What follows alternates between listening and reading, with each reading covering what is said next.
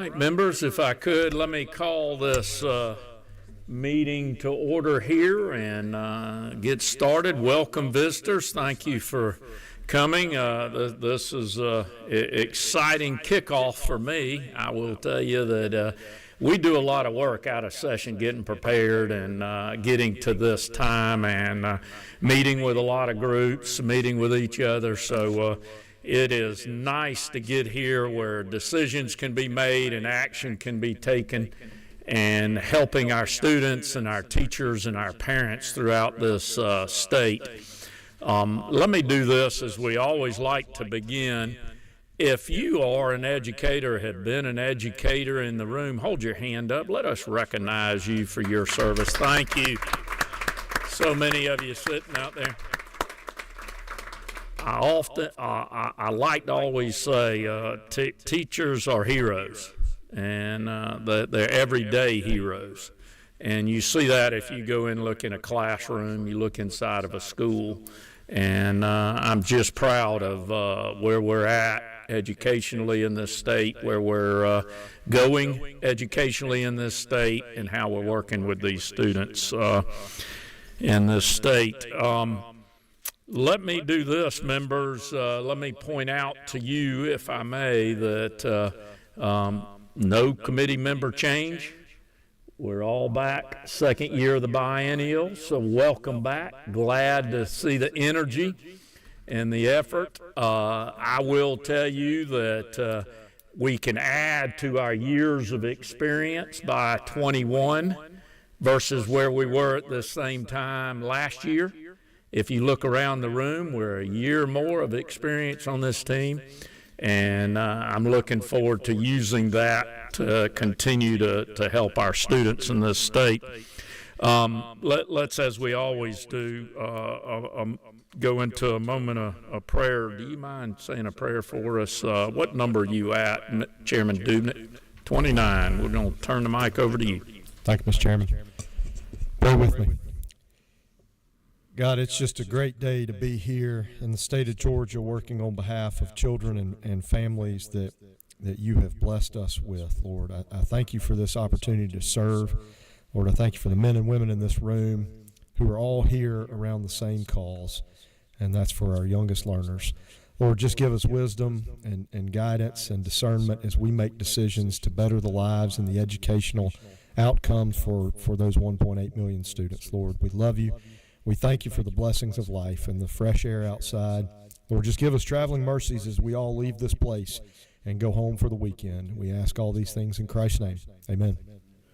Great. Thank you, Chairman. Let me continue, members, by telling you the goals. The goals for our committee have been in the past three distinct goals. We talk about safety. We talk about literacy. This year, I'm going to add a third to you here. Instead of what we call just great policy, we're going to talk learning. Safety, literacy, learning. I state those to you because I want you to know what's important to me and the committee that are reviewing these bills, the eyes we're looking at them. Is it something with safety? Is it something with literacy? Is it something about learning? Boy, that catches our eye very quick. Again, if it's about what color something is in the sense of the roof, the walls, the chalkboards, the whiteboards, you're probably not going to get a second read on that bill. Let's stick to what I'm talking here is safety, literacy, and learning in our schools, and you'll get a second read and a lot of attention paid to it.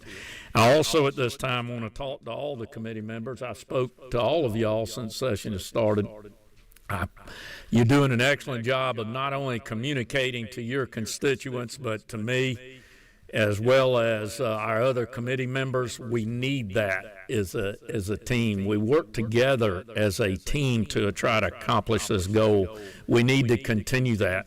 There's been some cases where we've got two individuals, members on the committee working on the same bill. We need to be working on that bill together is what we need to be doing. And part of my job is to put you two together and make sure that y'all are pulling together your ideas and your strengths and crafting the best bill for our students. So I want to commend you on that communication. I'd like to see that to continue to happen. I want to point out a few numbers and kind of talk about a sense of urgency to you. This past session, we had 99 bills committed to us. So far already this session, we've had 15. Last year, we passed out of committee 36 bills. We got 26 of those completed through the House. That's a lot of work.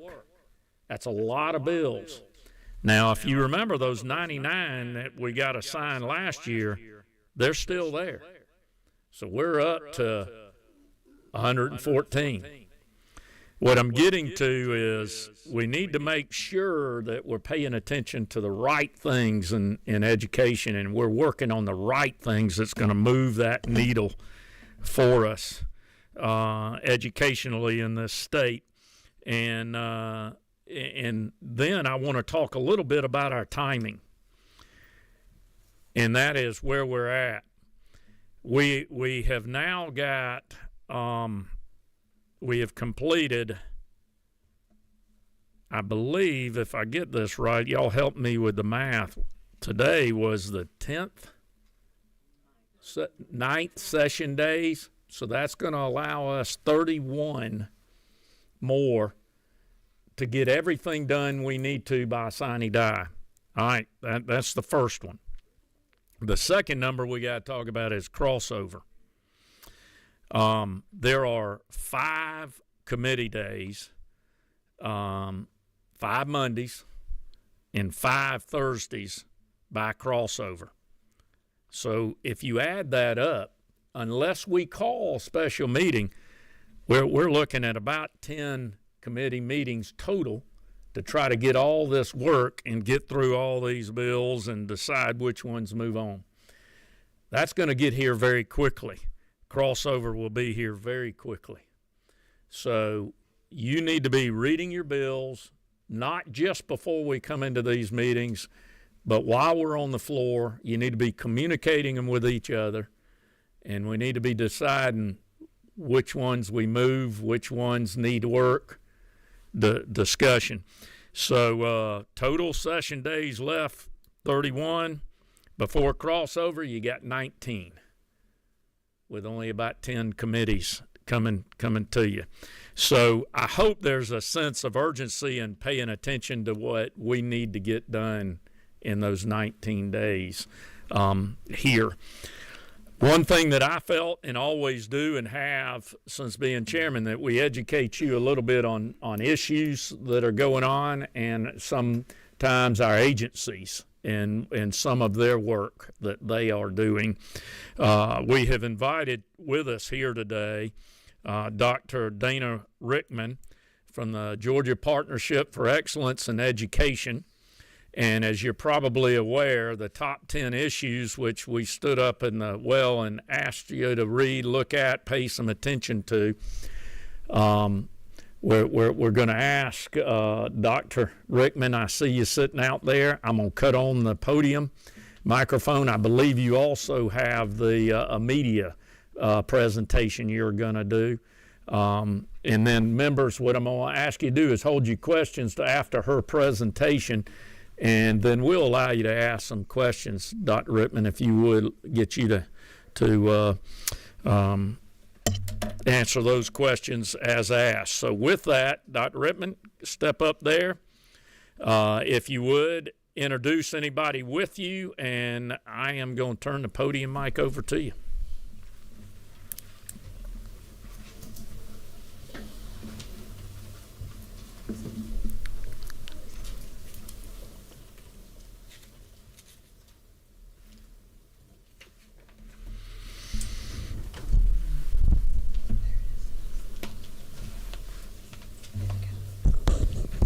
Apologies, that took longer than it should have. Good afternoon. I am Dr. Dana Rickman, President and CEO of the Georgia Partnership for Excellence in Education. Is this on? We're turning it up Okay. right now in hopes that it is. Thank you. Thank you, Chairman, for inviting us to speak today and for passing out the top 10 on the floor. It's really meaningful for us to have these kinds of connections and have an opportunity to share our work.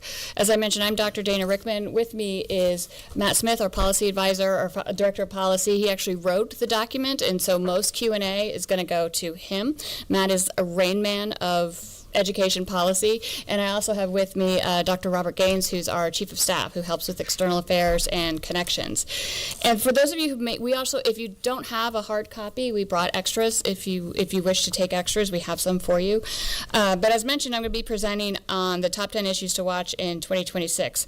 Very brief history of the partnership, just in case you're not familiar with us. We were founded in 1992 by a partnership between the Georgia Chamber and the Georgia Economic Developers Association. We are a nonprofit, nonpartisan research think tank that really looks at the intersection of education policy and workforce development policy. And so we have a very large board, some board members in our room. Chairman Ehrman is on our board, but we are always led by a business leader in Georgia to really look at that workforce pipeline from early learning all the way through post-secondary. We conduct research, publish report, and convene state leaders through our state policy work. We also support community and regional engagement. We have rural learning networks, communities of practice, and we run an education policy fellows program as well. Brief background on the top 10. It's an annual publication. You'll notice this is our 22nd edition. Time flies when you're having fun. But the top 10 really provides a research-based, nonpartisan analysis on a variety of education and economic development topics. We do not write this in a silo, though it would be much quicker if we did. We pull together leaders from across the state, other advocates, other stakeholders, state agency leaders, local leaders in the fall, and really talk about what's going on? What's the new research? What's the legislature going to do? We are always wrong when we ask that question, but we really try to make this a timely issue that really digs into some of the hot topics that we know are going to be discussed, but also we like to take time to raise up maybe a couple of issues that we think should be hot topics that are not being discussed. And so we try to inform and help, especially leaders like yourself, really understand the nuance and complexities of these issues and try to find research-based materials for you to help support your work. With that, I am not going to go through all 10. It used to be a joke, we'll just do 5 minutes on each, and you see people doing the math and they fall over. But our top 10 issues, as you may have noticed over the past year in particular, education policy landscape is shifting. It's shifting a lot and with a lot of uncertainty. And Georgia still finds itself in a bit of uncertainty, but we know the federal government is delegating more authority and decision making to state agencies and school districts. We don't know how far that's going to go, but we know that it's coming. And also the 26 elections will bring significant change in state leadership starting in 2027. So we feel at the partnership and with a lot of our coalition partners, it's a real opportunity for a new generation of leaders to really advance an affirmative, future-focused vision for education and connected to that workforce development that expands educational opportunity and leverages Georgia's considerable assets that we have. And so in issue 1, real briefly, we're just ready to release a 2-year policy plan developed in collaboration with our coalition, outlining priorities that will help the state and community leaders identify common interests, shared goals, and coordinated strategies through 2028 that will move us toward our 10-year goal of 65% of our adult population having a credential of value. So that kind of goes into that and really sets the stage for the rest of the issues. The rest of the issues are divided into 3 sections. The first section, investing in talent. Issue 2 through 4 really identifies factors that promote educational and economic opportunity to close the talent and skills gap. So things like early learning, career pathways, teacher quality. We know that there is a teacher quality plan coming out from a Senate resolution, and so how does that fit in to really support our teachers over the long term? The second section really looks at optimizing local strategies. As a local control state, we have a lot of great things happening across in the districts, and so it's really looking at how do we support those things. And so obviously student attendance, literacy, and community hubs, expanding healthcare access. And then the final section looks at aligning priorities and investments. How do we reconfigure state systems and strategies to make sure our investments really align with priorities and yield the outcomes as defined by policymakers? Are we getting our bang for our buck? How do we leverage everything that we need to do? And finally, issue 10 is a new strategy for us. It's a letter entitled A Message for the 26 candidates. Anybody running for office this year? It may be helpful to you, I don't know. But as previously mentioned, it is an election year, but we, sort of stakeholders and general public, really have an opportunity to help inform current leaders and up-and-coming leaders of a unified vision for Georgia that supports quality early learning options, teacher excellence, and high-value career pathways. And so that just kind of sums up that. And real briefly, I thought it would be helpful to you guys knowing the chairman's focus on safety, literacy, learning. There are sort of three particular issues that I really think would be helpful for you all to dig into. The first one, career pathways. It really looks at building the case for why Georgians should enter these pathways and think about career pathways in high school and those transitions into post-secondary.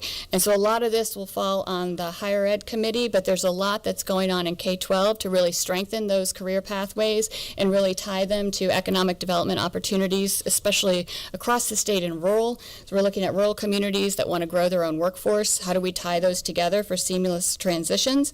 And how do we think about retooling those pathways to meet student, community, and workforce needs? Key action that can be taken here is invite employers and community leaders to engage in career pathway development process at the regional level. And so thinking from a state level, what kind of state structures need to be in place to support those communities to do that work? Student attendance is obviously another big issue for everybody.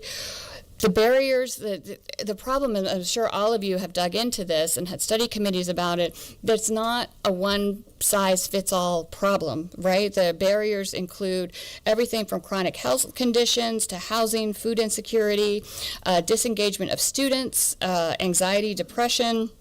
It really depends. The solutions really depends on the particular student. Also, the reasons for high absenteeism for first graders can be significantly different than a 9th grader or 10th grader who's chronically absent.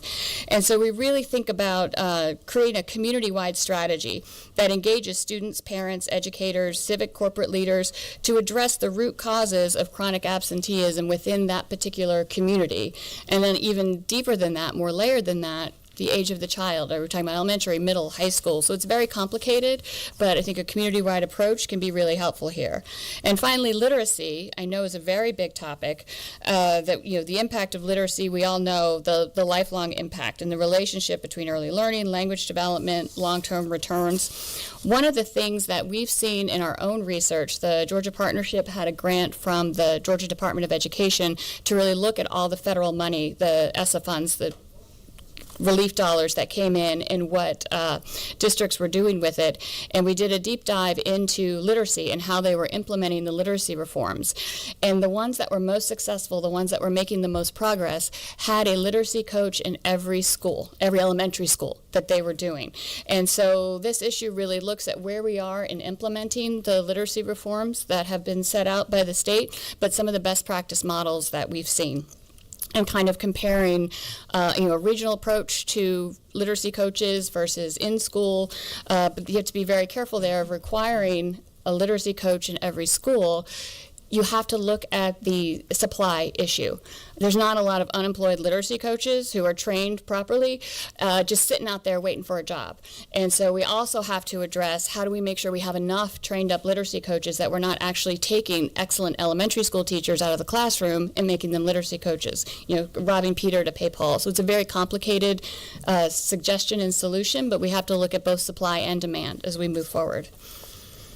And you can see some of the overarching themes that cut across. And so finally, I leave you with a couple of questions, and I can bring questions for you, and I can bring Matt up if you have overall questions, is for you all, how can the General Assembly support student success and wellness, which is why we're all here?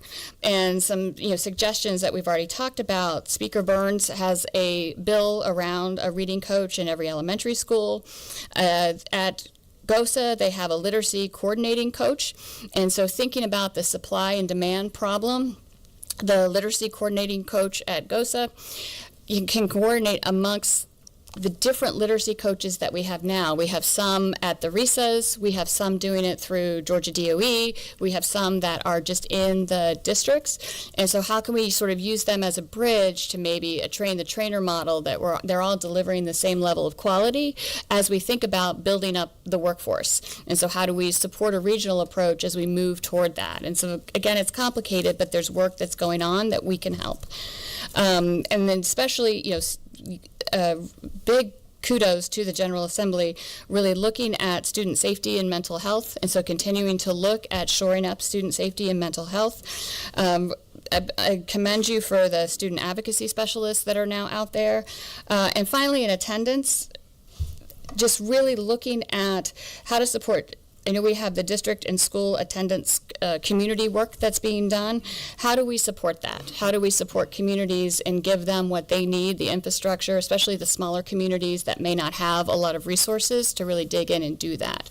How can we support that? Maybe provide them a framework. And then last, questions to you all. For us, what knowledge, tools, or resources do you need to help execute your work? And we stand ready to help bring those to you. And so I'll invite Matt up if you guys have questions on anything I've said, or if there's another issue that I listed that you'd like to ask about. Great. Thank you, Dr. Rickman. Obviously, thoroughly done and well thought out. I have been able to read through all of your issues, the top 10 issues. I think you were spot on with all 10. Of course, I always would work with the number. I like your talk about literacy, but I think that is a very impactful issue that we're going to be addressing this session and doing quite a lot with. And it would be my priority number one on there. I understand y'all have a numbering case there They're not in any priority order. They're all very important. Thank you. Well, thank you with that. Rain Man, that's an interesting nickname, Matt. I'll have to remember that. Yeah, you can call me Savant. Just don't put the idiot part on it. Well, very good. Good job with this and how you communicated it, Matt. Members, I'll open up questions on their top 10 issues or anything that Dr. Rickman has brought to your attention. Number 28, is that you? It's me. Floor leader? Yep. Go right ahead. So, depending on the weather this weekend, I'm going to count myself as an educator if I have to do one more evening of virtual educating my 5th and 4th grader. No, just kidding, but I appreciate what you guys do, and thank you for your research. One of the questions that I have is what I always now, Chairman Dubnik's not in here, so I guess I'm getting away with this, but being on the appropriation side is, sometimes it's not necessarily that we need to continue to invest in education? Yes. But where we're investing those dollars, have y'all spent any deep dives in programs and processes that we are spending dollars in a 20th century manner that is not meeting the 21st century need? And to me, I think that I want to be a part of trying to determine where we can focus back in those dollars, where they're, you're getting synergy, you're getting, a little bit more bang for your buck, and it goes further.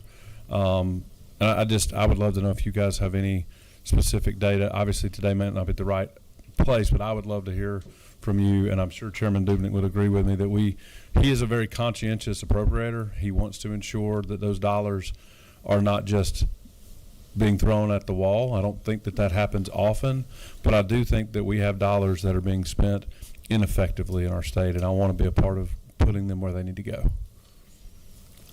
I think I can take that question. I think one thing that we've really been doing in terms of advocating for quality basic education reform is the idea, for instance, when we talk about things like technology and whatnot, that's something where we could, through those particular formula, be able to communicate and recast our priorities, because part of what's happening to a certain extent is you have 21st century priorities and you have a 1980s formula, and so part of the misalignment there does create opportunities, I think, for districts to continue to do business as usual, where there might be opportunities to innovate and opportunities for them to be more creative if we gave them the the foundation to do so. And so that's part of it. I think the second part of it too is, and I think the General Assembly is interested in this as well, is talking about from the standpoint of evaluating the impact of your policies and how we can, to our second chapter, optimize local innovation, be able to take what they're doing and then integrate that into agency regulations as well as state level policy. And I think that that could be really crucial too, because then that would invite our community members as well as our school superintendents and our school level leaders to take more chances and to be more creative in this space and feel like they have the backing of people like you.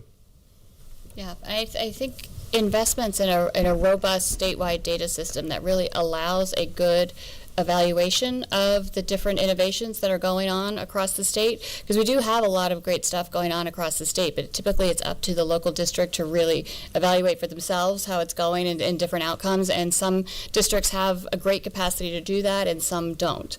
And so being more uniform across the state on how we look at that to really identify those programs that are working really well that we want to elevate with our priorities and others that we think we're working, but then once we do a rigorous evaluation, maybe not, how do we shift? And so to provide more guidance to districts about what we're learning, especially from each other, from the individual districts, would be really helpful. Great. Thank you. Number 11, Representative, is that Wilkerson? Yes, Mr. Chairman. Yes. Thank you, Mr. Chairman. I guess to follow up with the floor leader's question, we've talked about QBE reform over the last few years, but my understanding is that when you actually determine what it takes to get an education in 2026 now, it's going to be a lot more expensive than the QBE that we have. So it's not necessarily that we're wasting money, it's just that it's going to take a lot more money to do. And is that kind of your perception that the 80s formula is good for the 80s, but not necessarily for this year? And yeah, I think the formula itself is pretty sound, but again, it was sound for the 80s in what's in it. But also, too, to your point, I think if we did a cost study of what it would cost to get the outcomes that we're looking for, it would be a lot more money than we're putting in now.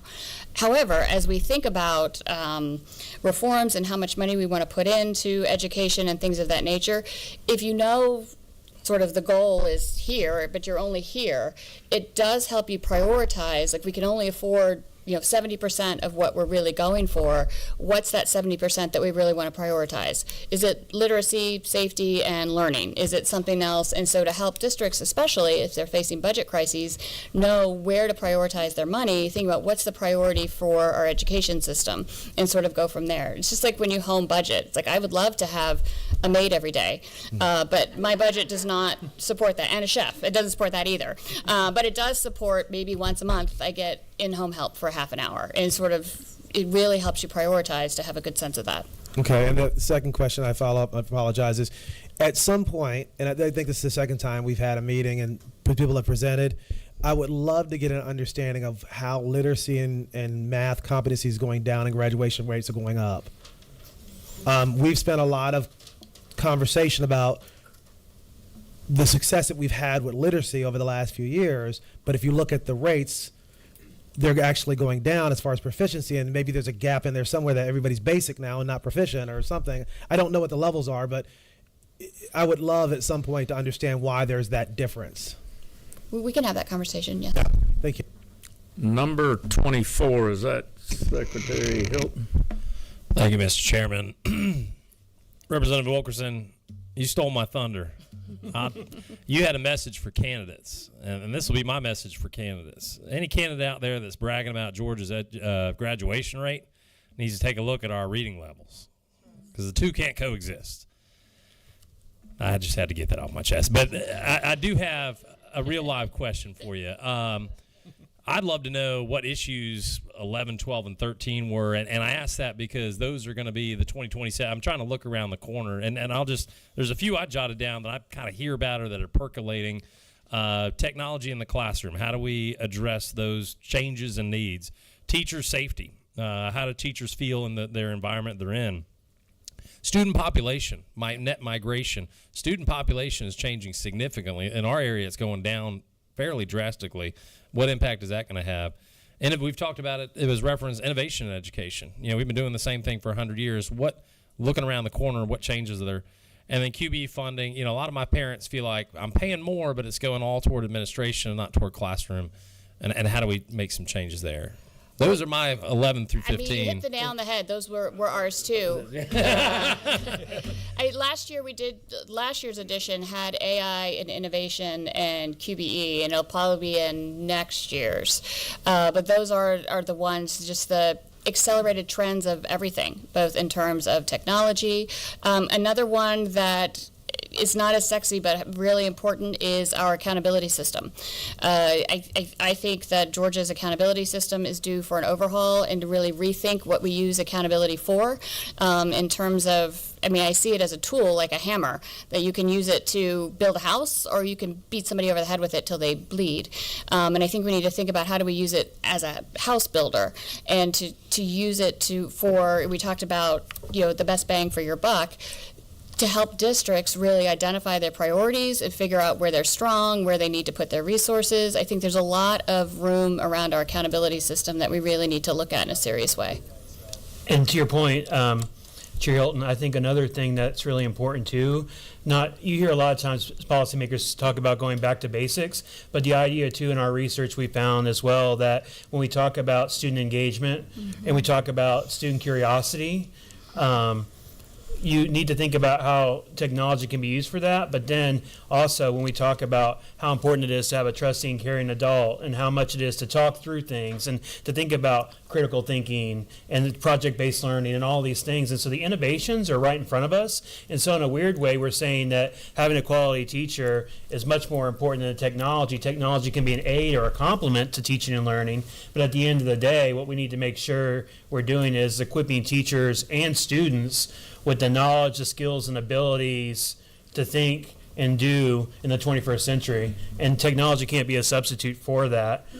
Just as a really quick aside, a digression, some of the kids in my house, they do the iReady.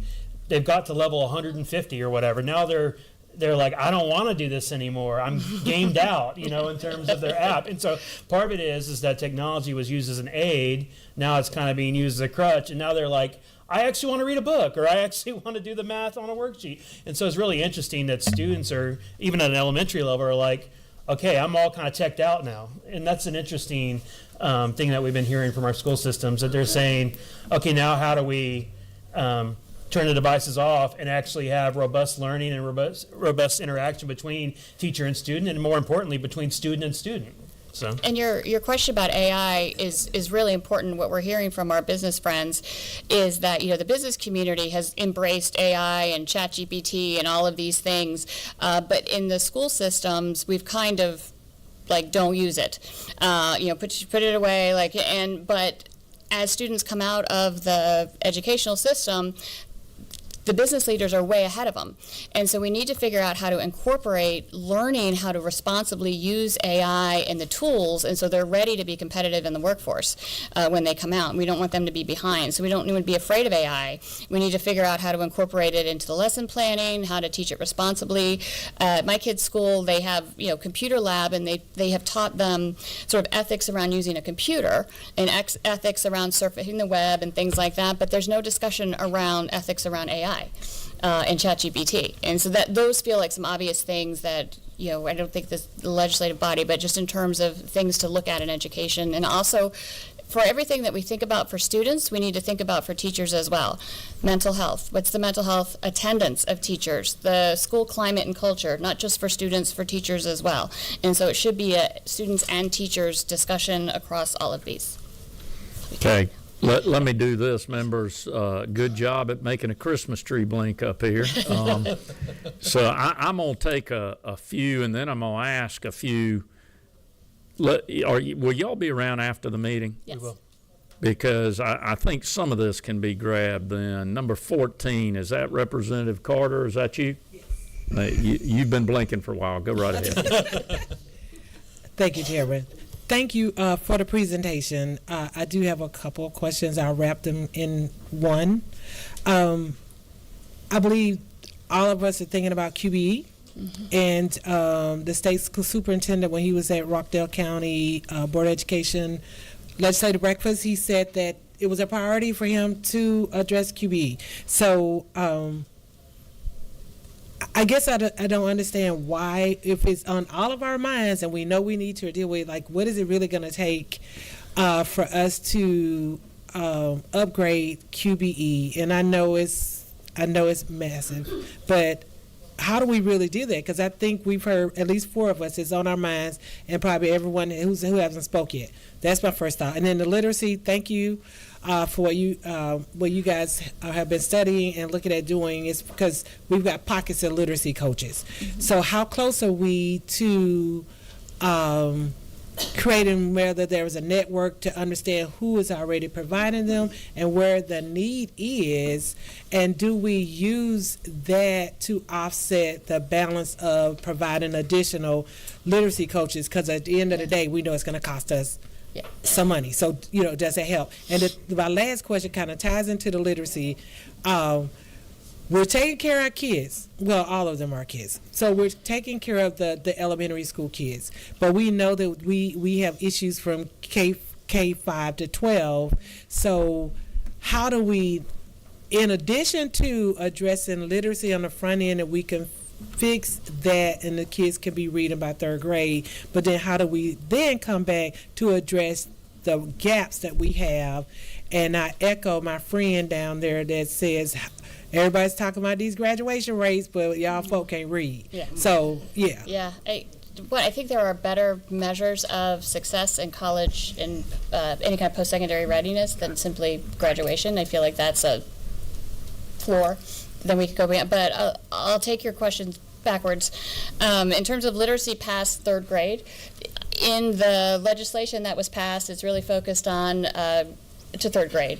But a lot of districts, and Marietta City is a great example of this, so you should talk to Dr. Rivera about what he's doing, that they are training all of their educators, middle school and high school as well, in the science of reading approach, and really looking at sort of accelerated remediation for those students with the science of reading principles that we're teaching now, and really expanding the work that they had started. Of course, he started this work well before the pandemic, so they had a head start, but really he sort of got his K to 3, early learning to 3 set, and then expand it through the rest of the district. And I think that's where a lot of this is going to have to go to make up that difference for the students that are already in the pipeline. The second question about coordinating, yes, that's the job of the literacy coordinating coach at GOSA that was funded last session. And so that's a new position, but she's in there now, and as part of the state literacy plan that the Literacy Council is working on, she's looking across all the different pockets of literacy coaches and really aligning what they're doing. They're applying benchmarks and standards for quality of service and all of these kinds of things to really get a sense of where we are in terms of supply of literacy coaches and what they're doing. And so that's the first step to answer that question, so we need to keep supporting that. First question about QBE, it takes political will. When you open up these formulas, there's going to be winners and losers. That is just the case of it. And so thinking about how to grandfather in some of the losers so they don't, and doing it over time. But, Mississippi did this. And so if they can do it, I feel we could do it as well. But a lot of it is just political will, and it's really hard and messy as well.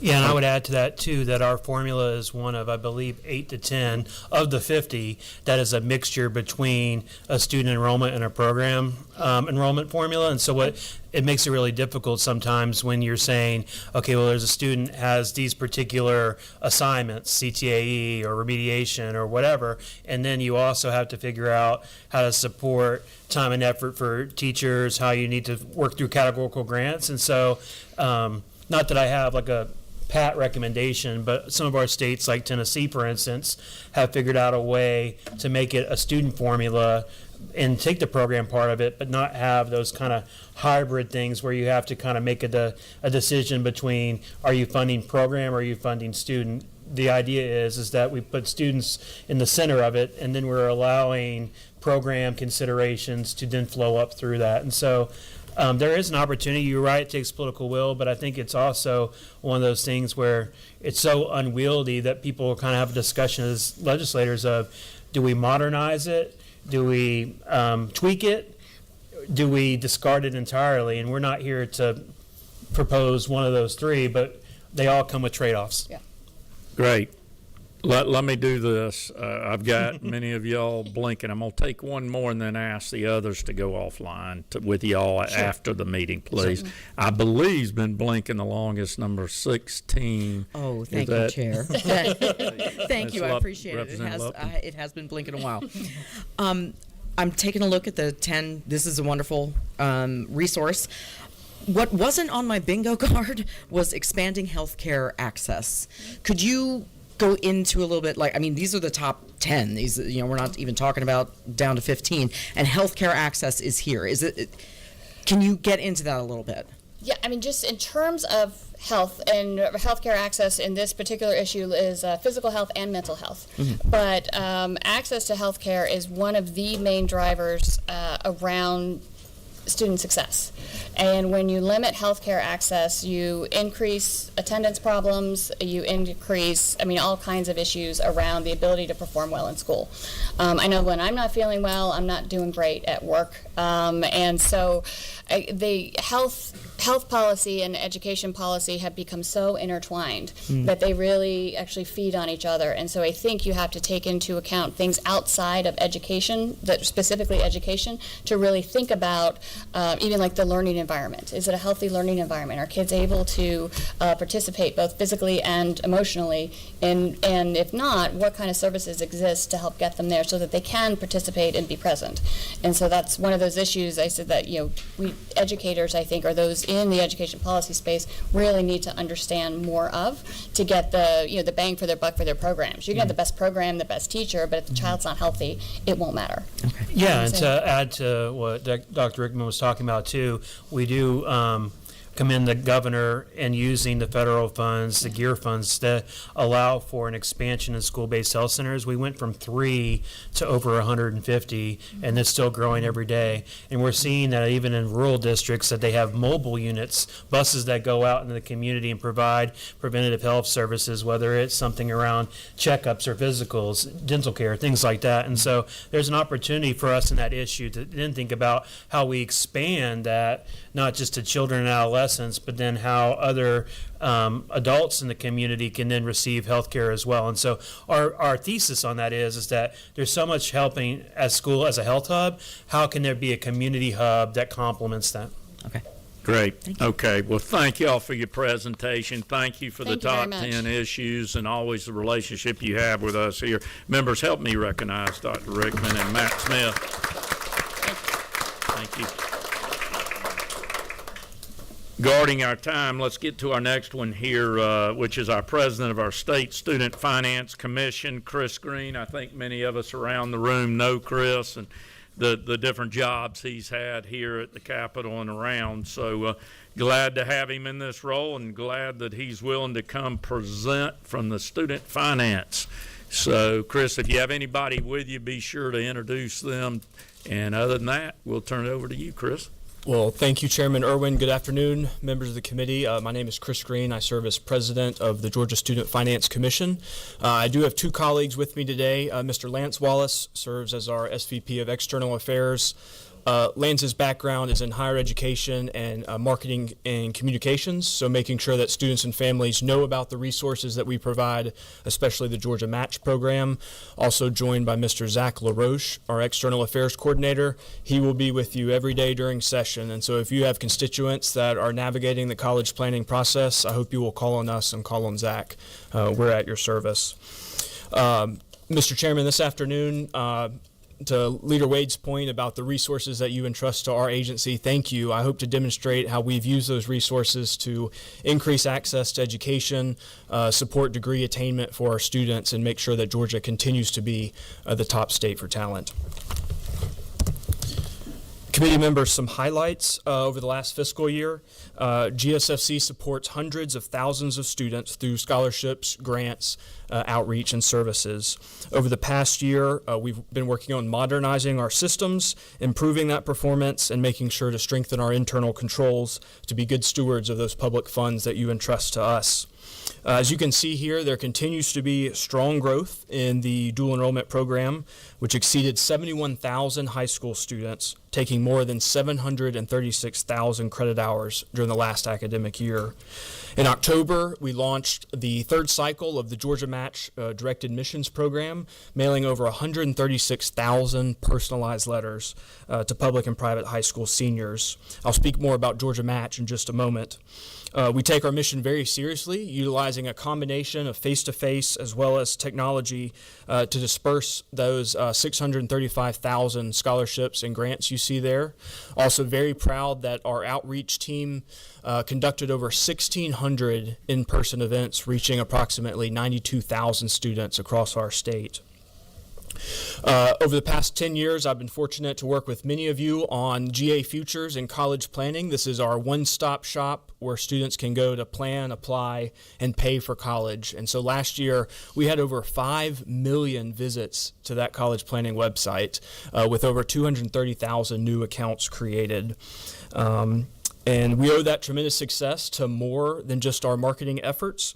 We partner closely with high school counselors in all of your districts, teachers, administrators, and they are really the ones who help us reach students and make sure they know about the resources that you all provide to make post-secondary possible.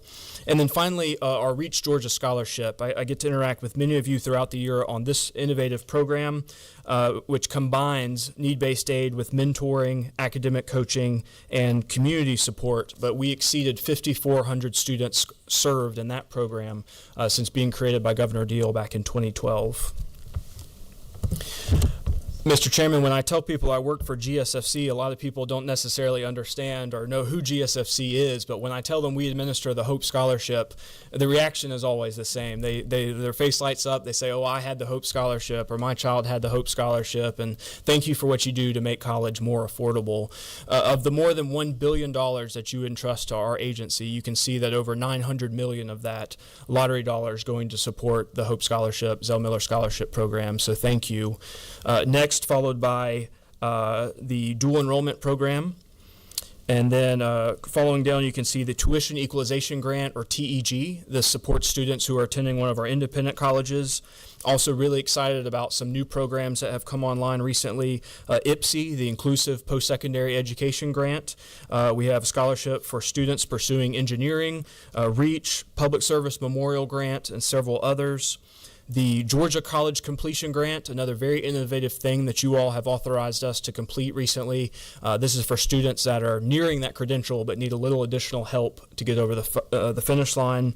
And then finally, the state's continued investment in our military programs. We're honored to administer several that are specific to military service members and their families, as well as students who want to pursue one of the cadet programs, either at the University of North Georgia or Georgia Military College.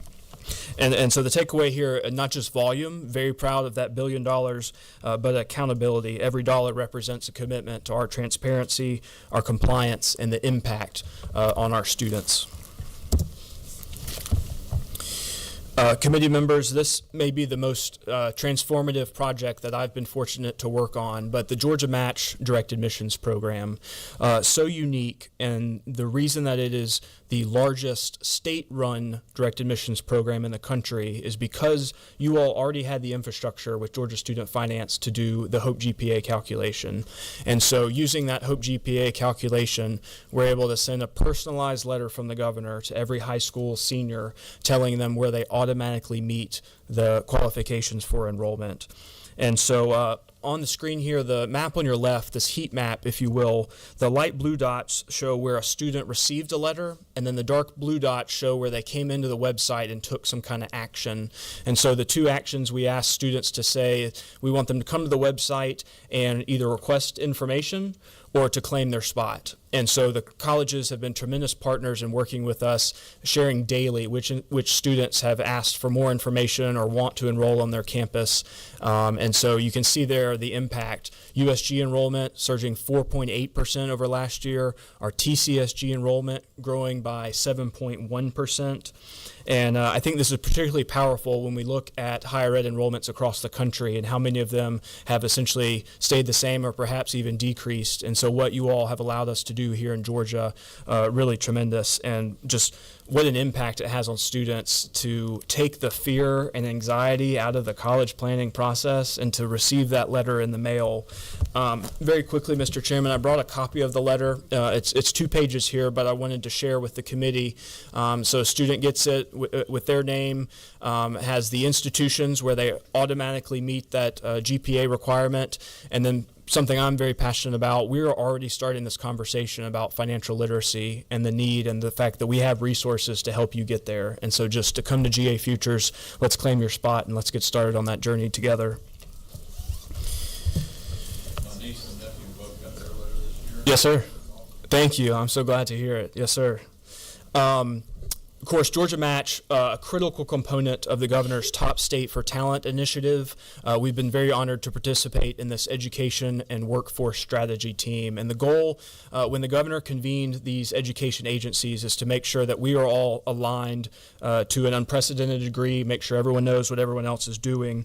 And so it's made up of agency leaders from the Department of Education, Department of Labor, and all of us in between who develop this talent pipeline. So your Technical College System of Georgia, the University System of Georgia, the Governor's Office of Student Achievement, and the Georgia Student Finance Commission. Back in October, we were honored to participate in the 3rd Annual Workforce Summit at the Georgia World Congress Center. Drew over 1,000 attendees representing education, business, and government. And so I couldn't help committee members but highlight some of our students that we're so proud of. And so West Georgia Technical College student Reagan Bearden and Valdosta State University student Abigail Gilbert shared with attendees how the Georgia Match program allowed them to claim their spot and start their journeys on high-demand careers in healthcare. Student Jeffrey Lowe studied at both Georgia Piedmont Technical College and Georgia State University. Jeffrey's pursuing a career in the music management business, and so both the Hope Grant and the Hope Scholarship are helping him pursue that education. And as we wrap up the Top State for Talent, I just want to say thank you again. Last year, one of the governor's workforce bills, House Bill 192, that you all supported, allowed us to get GA Futures accounts in front of students even earlier. And just some anecdotal evidence, when I first started working here, that website was called GA College 411. We realized that students no longer know what 411 means. So rebranding as GA Futures has been a great success, and really excited about that. And finally, Mr. Chairman, the Career Navigator is not within our budget or GSFC, but I had to just lend my voice here for a moment. Something that you all are considering in the amended budget and we fully support is a recommendation to develop a Career Navigator under the Office of Student Achievement. And what a game changer this could be for our students to start thinking about career opportunities and the post-secondary opportunities here. So just very excited to see that program. And then my other favorite thing about traveling is people really don't know me, don't care about me, but they love their outreach team member. And so these are the heroes on my staff who are stationed around the state and all of your districts. And I like to think of them as our recruitment team. They are trying to recruit our talent, make sure that they stay here. And so these folks are our main points of contact in your high schools. They're attending financial aid nights, college planning workshops. And I won't subject the committee to FAFSA today, but someday I'd love to come talk to you about how we're moving the needle on FAFSA completion. And so last year, meeting personally with 92,000 students, and I cannot tell you how many times I get a picture. They are meeting students at Waffle House, Huddle House. If a parent needs help completing one of these forms, please, if you'd ever like to co-host an event in your district, reach out to me and we'd love to connect you. With the funds that you entrust to us, $1 billion, I believe very passionately that financial literacy is a huge component of our mission and making sure that students are making smart financial decisions. And so when I assumed this position last spring, I challenged my staff to focus on 3 things. Number 1, how do we better serve students? Number 2, I want to be known for exceptional customer service, but also how can we better promote financial literacy? And so in April, around the country, we'll celebrate Financial Literacy Month. And so we'll be unveiling some new improved tools on our website. I know you all all have done some important work in this space with equipping high school educators to incorporate some financial literacy components and economics curriculum. And so thank you so much for your partnership in that. While the vast majority of our agency is focused on post-secondary access, we do administer a few programs that are related to K-12. Of course, most importantly, just starting this conversation with students and families about what are those plans after high school graduation.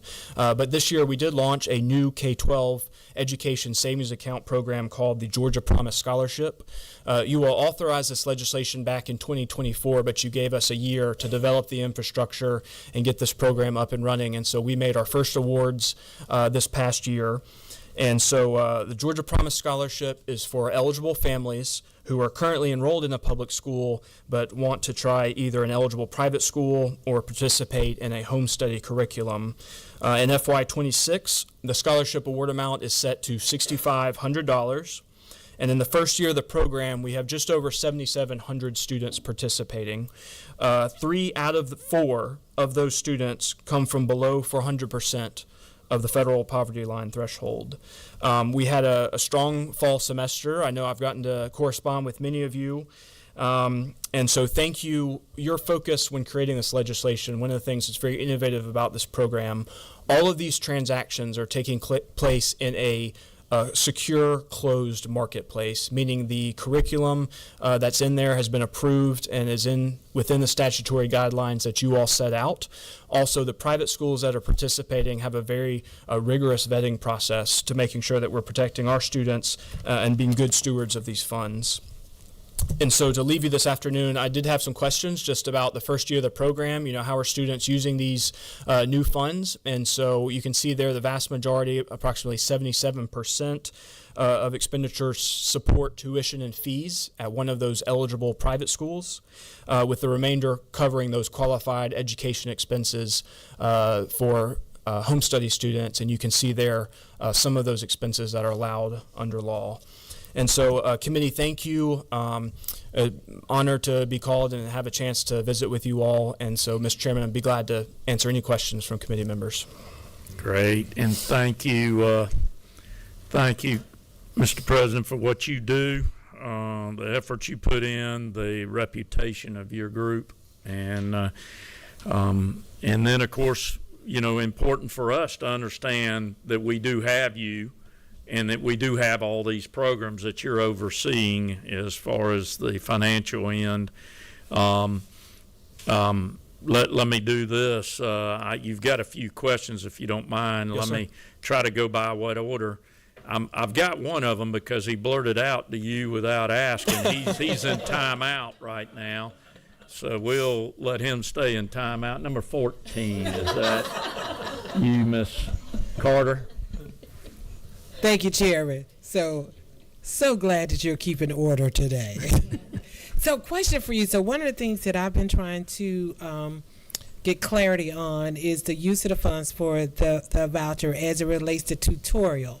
So I'm not clear if a parent takes their student out of the public school and they use the funds for private school or whatever, or homeschooling, but if a parent needs the extra assistance and keep their kids in the public school, do they have access to this voucher for tutorial? Or just, if you could just help me just clean up in my head the tutorial part of it. Yes, ma'am. Thank you for the question. No, the way Promise Scholarship is currently designed, student cannot remain in public school and receive Promise funds. So they got to make the decision. If they want to participate in Promise, they do have to leave the public school. Now, certainly if they were to change their mind someday and want to go back, absolutely, but we cannot do both at the same time.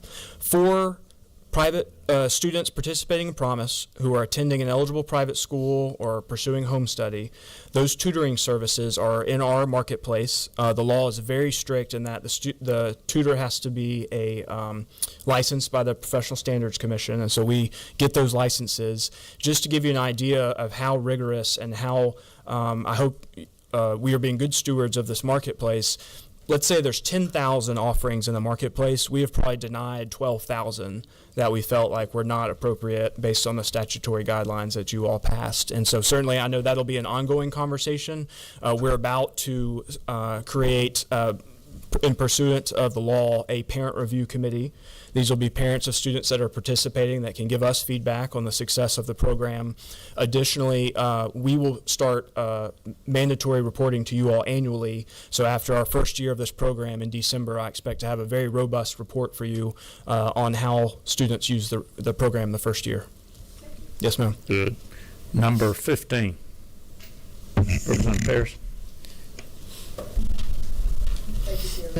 Thank you, sir, for being here with us today. You mentioned you all do some financial literacy, and could you explain what grades and to what extent are you all going with that? Because we've got a couple of financial literacy bills on the docket. Yes, ma'am. I know I can't co-sign them, but I hope I can come speak to them. We're happy to have you. I'd say our primary audience is naturally just going to be high school students. Junior, senior year, parents are really locked in on this issue. The challenge we find is that by the time we get an 18-year-old that may have already made a questionable decision on a loan that has nothing to do with state government, that's a binding legal document that's already been signed. And so I think the sooner we can start these conversations with students earlier about what does it mean to take on debt. First of all, I hope you know, too, our first objective is to make sure a student claims all the free aid that they're eligible for. And in a combination of federal aid, state aid, institutional aid, I want to make sure, too, that in these very important conversations we have about college, we don't accidentally scare a student in thinking that we don't have tremendous resources available to help them. And it's just a matter of putting together all these funding pieces and making sure that they see, hey, this is possible for me. And we certainly hope they stay here. We don't want them to go out of state. Well, just Thank you. You got one more? Just not a question, but just a statement. So and I really appreciate that because the problem is sometimes already foregone. But I was looking at a bill that was going to address, before they get into high school, looking at the elementary school kids and all like that. So hopefully we can explore that further. Yes, ma'am. Thank you. We're becoming a Christmas tree again. We'll take the gentleman out of time out for temporarily if he acts good. But number 28, floor leader.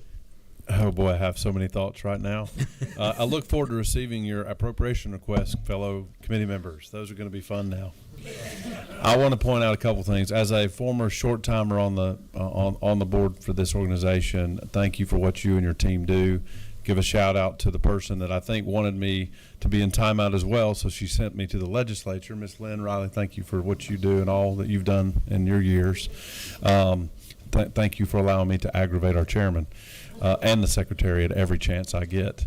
In seriousness, the governor's also put, obviously, in the appropriations, I just want to make sure that the committee knows he is putting his committed dollars of $9 million for that Navigator program that you mentioned. I know we're going to learn more about it, but that should tell everybody that the emphasis on continuing to improve the opportunities to connect students with all of the different options that you highlighted is going to continue to make a difference. And the endowment that he announced, I think, is also extremely important for those students to have a needs-based option. It's a beginning, but it's going to help build an opportunity for philanthropic community to double down on what I think is overall in the best position from a K to career system that is working together, and we're going to continue to improve. And I look forward to working on with my sister on some financial literacy. We're going to work together, Mr. Chairman. So we actually agreed to do that before you gave the command. There you go. Thank you. Thank you. Thank you, floor leader. Let's move quickly. We've got quite a few more here. I'm going to try to go through them. Let's get some quick questions and quick answers, please. Number 12, is that Representative Cox? Thank you. Question, as it relates to Hope Scholarship, at what point do y'all receive the numbers of how much Hope's available? Is that being shared with y'all? At what time frame for the next calendar year? How do y'all do that? Yes, sir. Thank you. Working closely, and I should say thank you to the Georgia Lottery corporation who raises those revenues that makes Hope and Pre-K possible. Our partners at OPB, Office of the State Treasury, constant communication about our projections. We're sharing projections with your budget offices, and for those budget requests, we typically predict about 2 to 3% growth in those HOPE programs. And so thank you. I play the lottery. Thank you to everyone that plays the lottery. And yes, So follow up or Very quickly. okay. So as it relates to that, where's the accountability page and checks and balances between y'all and Hope for knowing exactly how those numbers are going to play out? Thank you. So can certainly report to you where every Hope dollar has gone to every institution on behalf of every student we've ever served. As far as long-term projections about lottery revenues and our expenditures, I would defer all those kind of questions to the Office of Planning and Budget. Yes, sir. All right, very quickly, number 3, Representative Howard. Thank you, Mr. Chairman. Thank you for your presentation as well.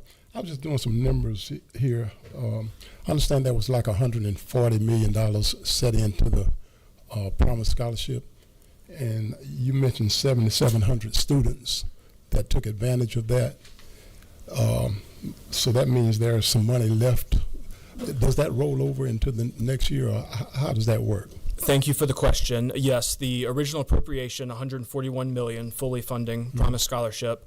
Of course, a brand new program for our state. It has 4 application windows, and so now that we have completed all 4 application windows, this is kind of our first chance to see how many students were eligible, and so that's where that 7,700 number comes from. In the governor's recommended amended budget, we are recommending a reduction of $85 million one time to give you all that money back in the amended, but then in the big budget, continuing to fully support Promise at $141 million. Okay. Thank you. Thank you. Again, quickly, number 16, is that That's Representative Lupton? Thank you, Chair. Hi, thank you. You mentioned something about, you vetted tutors, and some of them didn't quite meet the mark. But you've also said something about the curriculum at the schools, that like it's all approved. It's all okay, basically. And I suppose that's easy with public schools. I mean, I think that's a far more open book than private schools. But how are the private schools vetted to say, hey, yes, you're meeting the standard? Yes, ma'am.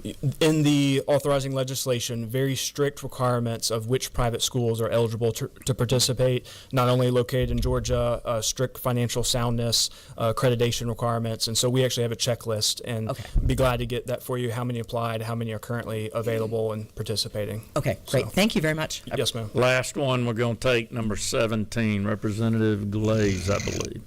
Thank you, Chairman, and thank you so much for the presentation. I wanted to ask about the SAL loan. That's the only loan that you did not discuss. And is it still eligible for undergrad and also maybe possible grad school? Thank you for the question. Short answer, no, ma'am. That SAL loan was a temporary program stood up during the Great Recession, but no longer originating new SAL loans.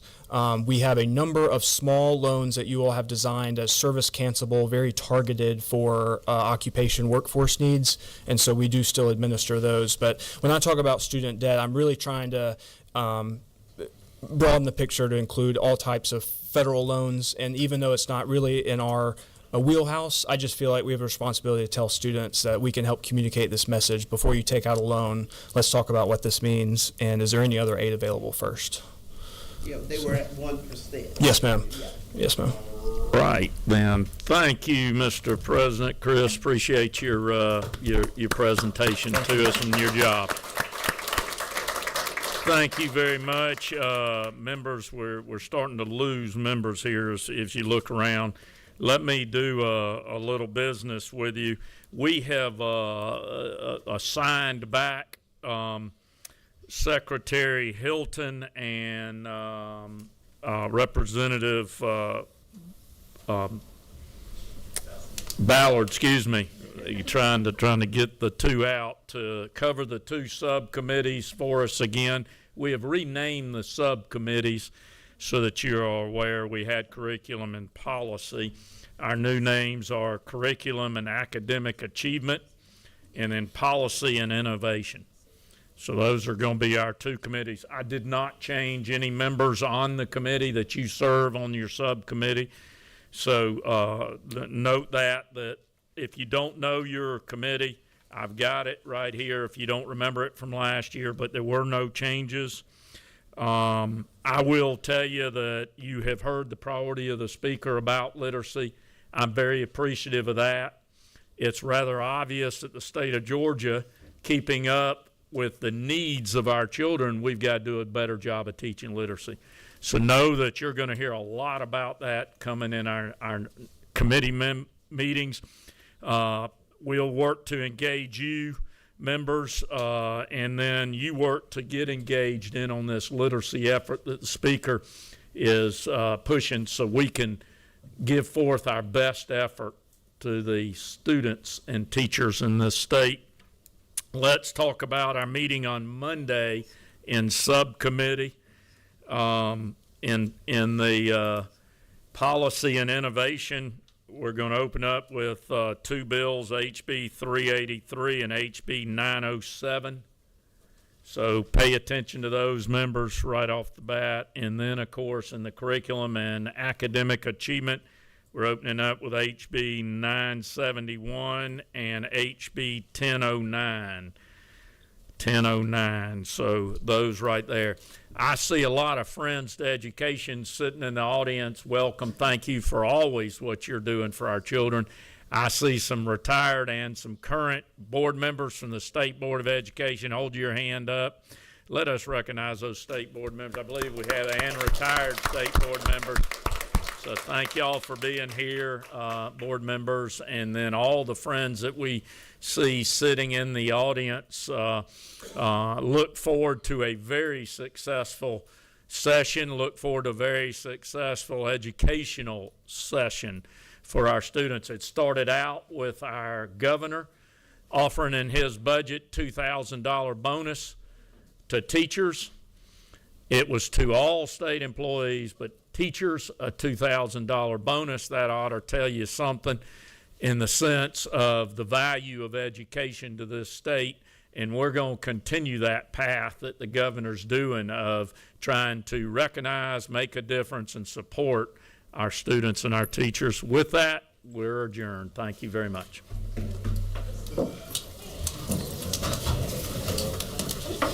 I saw it was until 3, so I didn't know if we were still hanging. Yeah, I was going to hang in case people had questions, but yeah, if you need to hang, that's fine. They have a playoff.